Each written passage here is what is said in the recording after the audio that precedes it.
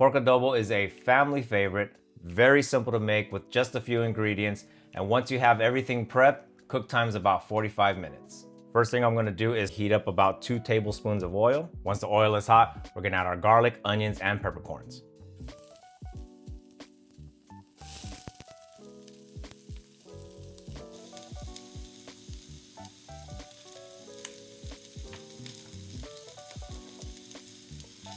Once the onions and garlic have cooked down a little, we're gonna brown our meat. This is about 2 pounds of pork shoulder, and then I like to add the pork short ribs.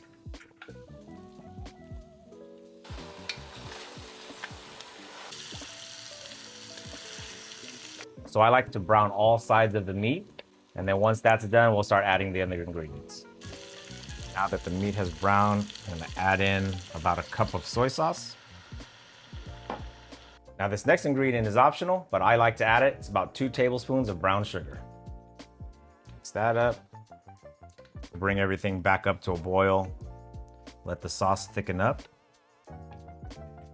Now that it's back up to a boil, I'm gonna add about 2 cups of water to cover.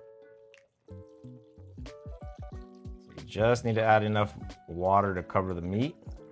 After you add the water, make sure you bring everything back up to a boil. And then I'm gonna add 3 bay leaves. Give that a stir. Everything's boiling. I'm gonna cover, turn it down to simmer, and we're gonna simmer for about 30 minutes or until the pork is nice and soft. So 30 minutes later, let's take a look. That smells good. We're gonna see how tender the pork is. If we look at the rib, you can see the meat's already started pulling away from the bone. And then if we get one of the larger pieces of meat, just kind of do a little test here. We don't really want it falling apart at this point because it's still gonna cook for about another 15 or so minutes. So that looks pretty good. To this, we're gonna add about a cup of vinegar. I'm gonna let that come back up to a simmer. I'm gonna stir it up a little bit. I'm gonna leave it uncovered to let the sauce reduce, and also to sort of reduce the amount of vinegar taste that the adobo has. We're gonna give that about another 15 minutes. Okay, here you can see the sauce has reduced down quite a bit. Now let's check for tenderness. Oh, perfect, just like that. There you go. At this point, your adobo is done. Plate it over some rice and you're good to go. Here we like to add a couple more ingredients, completely optional, but potatoes and green beans. So I'm gonna put the potatoes in and some green beans. And there's enough liquid in there to soften the potatoes. Now I'm gonna cover it back up and let the potatoes soften and serve it up. All right, the beans and potatoes have been cooking for about 10 minutes. I'm gonna grab one of these potatoes, light pressure on the fork, and that's ready. So that is fork tender. That's about as long as you wanna cook them. Any longer, and it's gonna turn to mashed potatoes.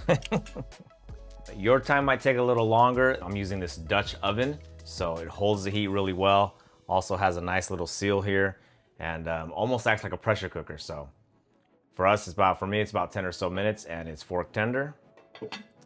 And we are ready to go. I'm gonna plate this up, grab Jordan, and it's time to eat.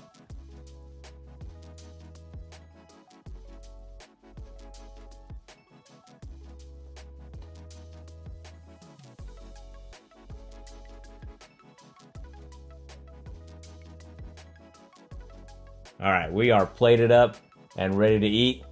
Let's go. Hold on, actually, I need some Hmong pepper sauce first. That's how I eat mine. All in one scoop. All in one scoop. All right. Mm-hmm. Let's taste it.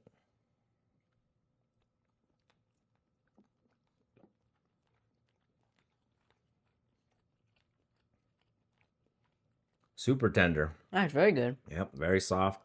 Falls apart. So we also have, I like to include these short ribs.